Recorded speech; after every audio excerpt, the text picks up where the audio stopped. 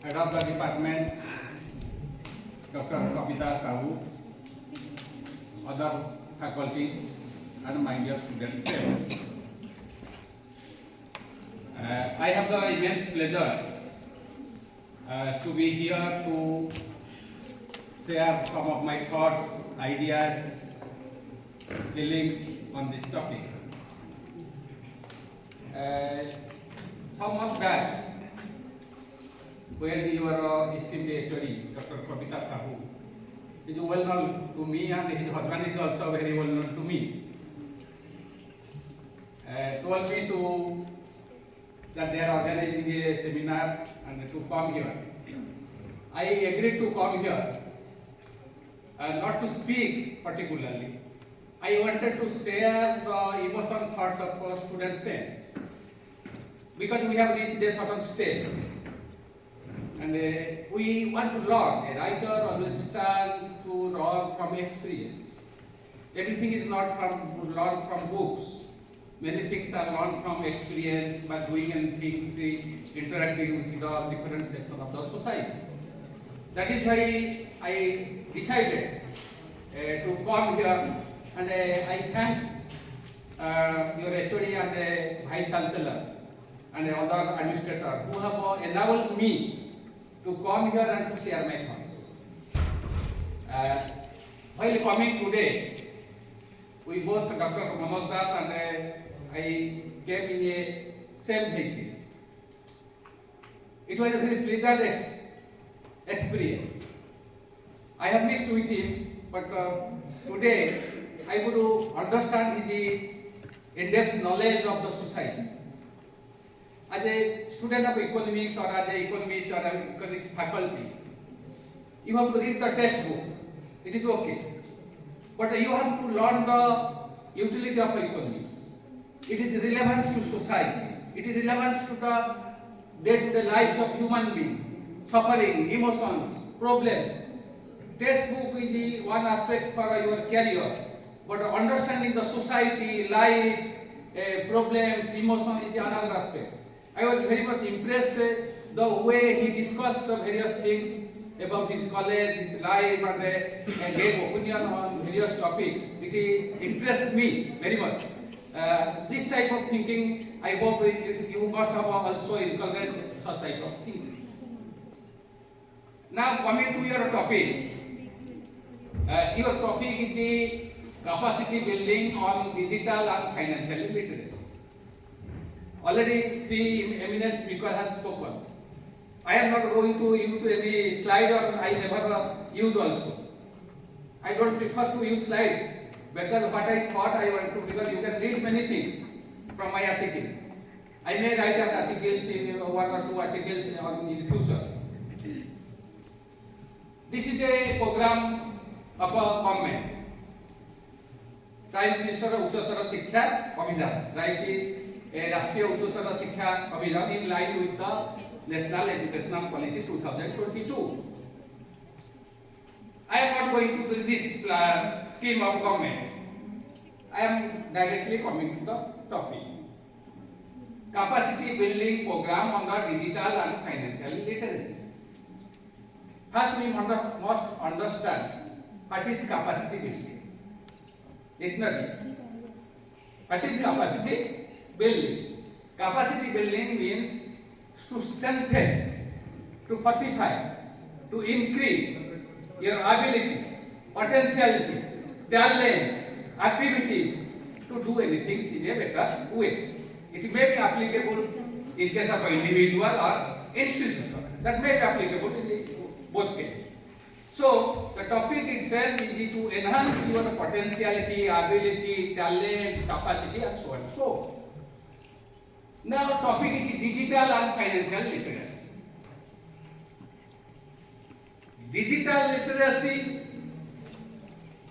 plus financial literacy.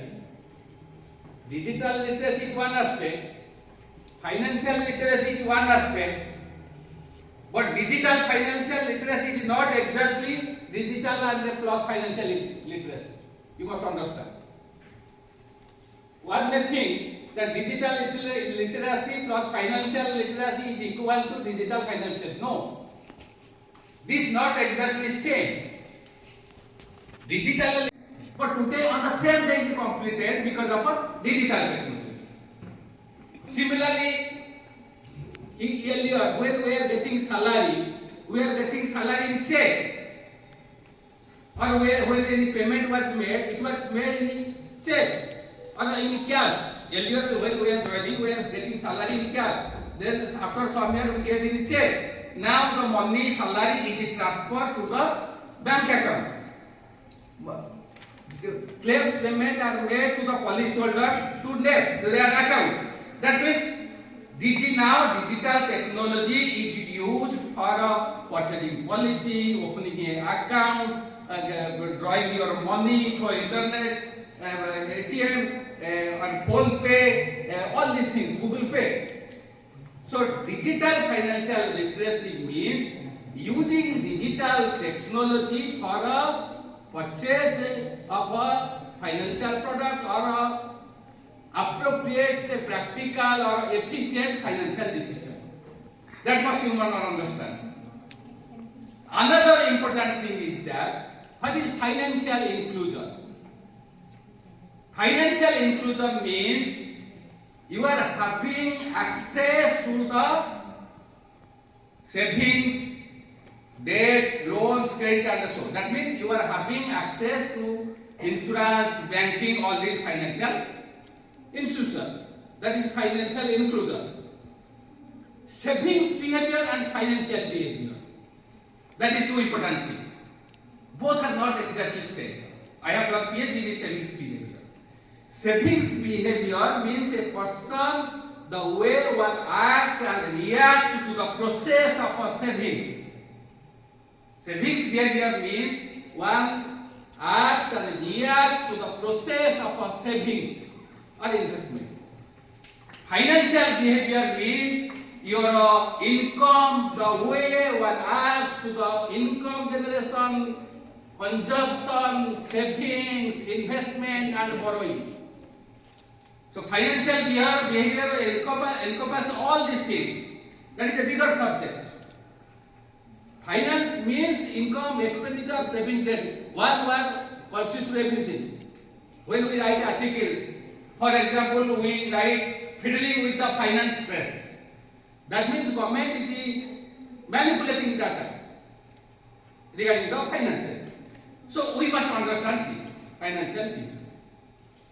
Now important thing is why we need digital financial literacy, why we need digital literacy, what is the digital divide, what is digital illiteracy.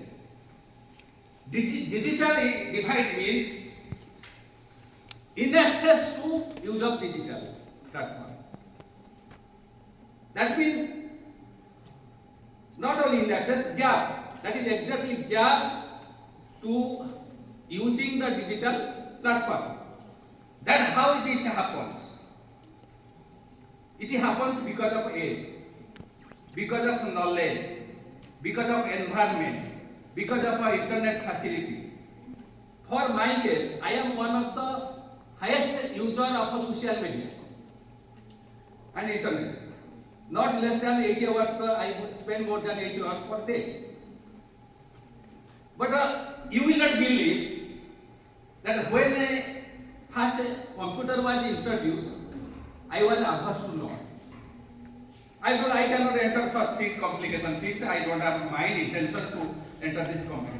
But when it was necessary to send articles, so I learned the computer in later stage.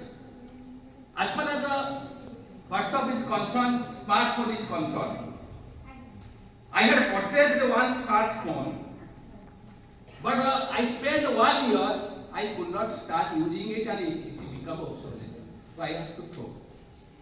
But later I learned because it was necessary to learn these things. And I am using almost. That becomes, you have to update every day. Remember, you have to update every day. Sometimes I learned about this operation as a student of class 4. Youngsters are more efficient in handling all these things than environment. Financial illiteracy means you do not have a knowledge to a financial product, as well as you do not have knowledge how to save or investment. National Council of Applied Economic Research says Indians are a wise saver for poor investment. Indians are wise saver but poor investor, because savings becomes an efficient investment when your return compensates the loss due to inflation as well as taxes. For example, you invested 100 rupees. After 5 years, you get 130 rupees. You get 30 rupees. But in the process, inflation has eroded the value of money. And you have also paid taxes. So considering the inflation and taxes, you should have a positive return. That does not happen in our country in most of cases. Almost all those who save in banks, they get the negative real interest. Many do not understand what is real interest.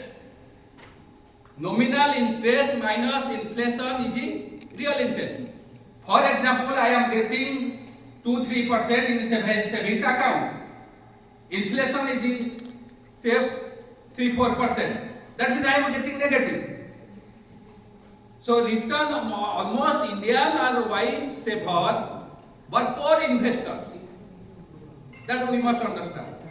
And everybody does not have the knowledge of a nitty-gritty of the financial product. Everybody has not equipped to invest in the share market, which is volatile.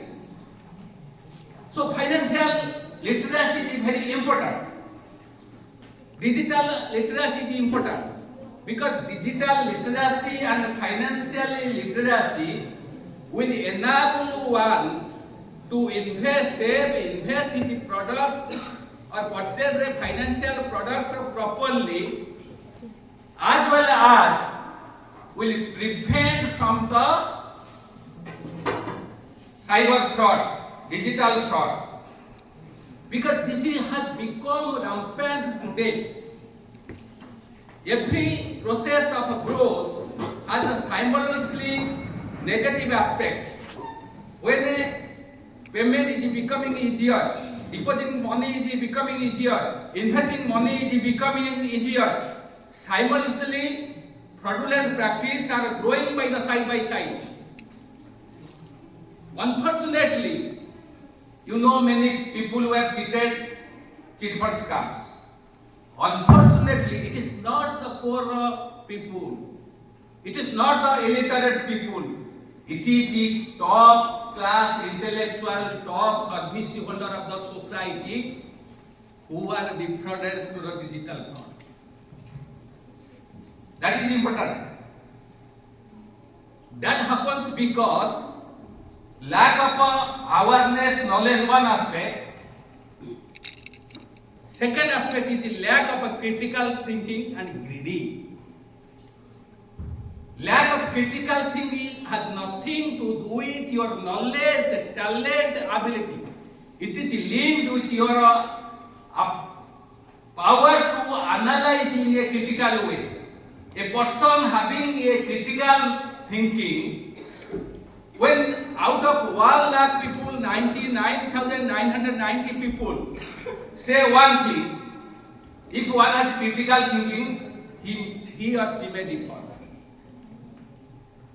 So the top people, even bureaucrats, professors, engineers, doctors are suffering from cyber fraud.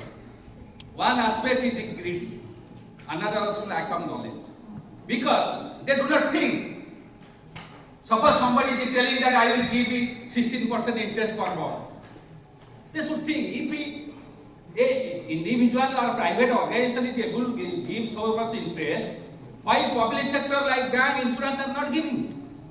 Because when your money is invested, or you deposit either insurance or bank or whatever may be, they will give you return by investing those money somewhere. If they do not get a adequate interest or return, how can you give you? For insurance, most of the public sector bank or insurance sector, they invest money in government securities. LIC invests 70 to 80% in government securities, where return is 7% around. Some major percent are invested in equity. Equity, there is a sometimes it increase, sometimes it decline. And LIC is a contrarian investor. Contrarian investor means when share market is falling, bearish, then it invest. When it is increasing, then withdraw. So difference is gain. So that is important thing. What is our position in different index? That we must understand. 95% people have today around internet. Internet. They use the phone, and 88.5% people use a smartphone. So it is growing. Those who are everybody is trying to use smartphone. 88% use, and 25% of in financial inclusion index, India occupies 25th position. That means behind 24th position. Similarly, financial literacy rate in India, it is 27%. Normal literacy rate is 77.5%. Financial literacy is 27%. That is a wide gap. Literacy is 77.5%. Financial literacy is 27%. And as compared to world, it is in world average is 42%. And in the other countries, for example, Canada it is 68%, UK it is 67%, USA it is 57%, China it is 28%. That means major problem in India, financially literacy is very poor. And nobody is 10% financially literate. Remember, even I have done PhD in savings behavior, I am not also financially literate in 100%. In my PhD thesis, when I examined how many people's investment in alternative investment are being used in Odisha, for hedge fund, penny stock, portfolio management, real estate fund, none of them. That one of the reason is lack of knowledge, ability to take risks, and inability to take rational decision.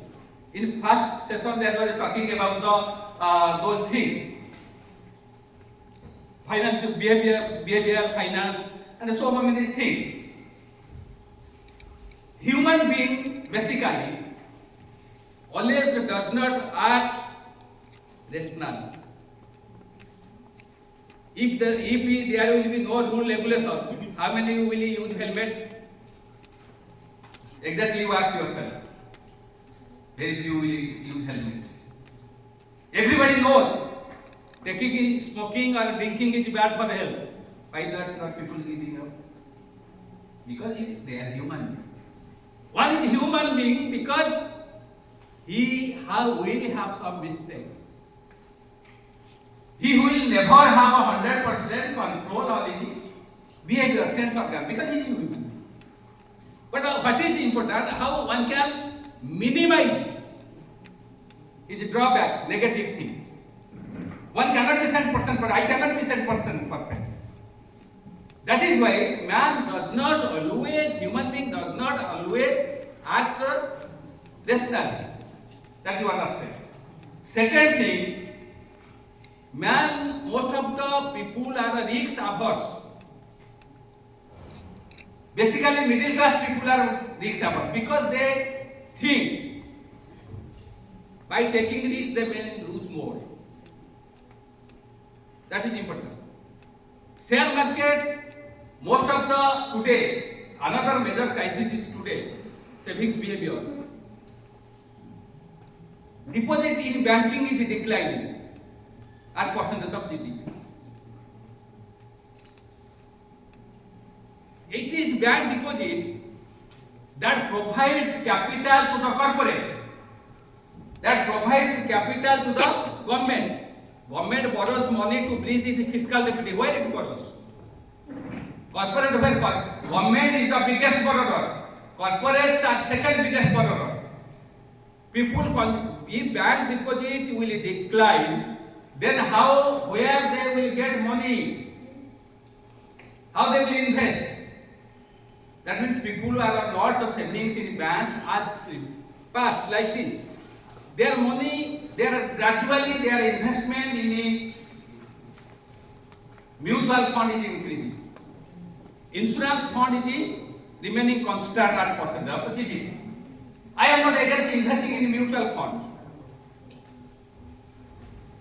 One must, though I am an insurance sector, but not as an insurance employee, but as a writer columnist, I will suggest you should diversify your savings and investment. Diversification means investing funds across various asset classes. Asset classes means various savings investment instrument. Do not invest your all resources in one instrument. If you lose, then everything you lose. You invest. Insurance must be a first priority because it can compensate a huge loss when one dies. Many things, insurance is a savings product or financial product. Basically, insurance is a risk protection, sharing the losses of few by many.